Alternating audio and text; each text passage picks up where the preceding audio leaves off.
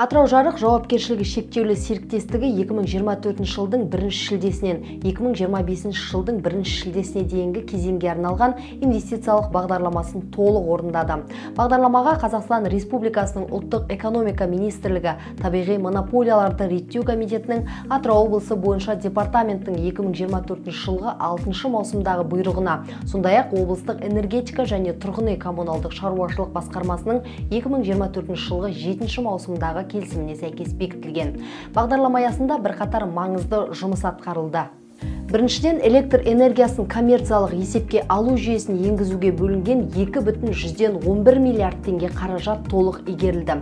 Екіншіден, қосалқы станциялар жаңғыртылды. Атап айтқанда, Қаратөре Әліпов атындағы нөмірі 100-ші қосалқы станцияда заманауи блокты модульді қондырғылар орнатылып, 10 киловольттық жабдықтар жаңа үлгіге ауыстырылды. Бұл энергия жеткізу сапасын жақсартуға және шығындарды азайтуға мүмкіндік берді. Ал Қаратон 2 қосалқы станциясында 35 киловольттық ашық тарату құрылғылары жаңартылып, майлы ажыратқыштардың орнына вакуумдық ажыратқыштар қойылды. Үшіншіден, Қаратон 1 теңіз 220 бағытындағы 110 киловольттық әуе желісі толықтай жаңғыртылды. Ұзындығы 26 шақырымнан асатын желіге жаңа мырышталған тіректер орнатылып, өткізгіш сымдардың қимасы ұлғайтылды. Төртіншіден, Атырау қаласы мен Жылой ауданындағы 0,4-6-10 киловольттық электр желілері жаңартылды.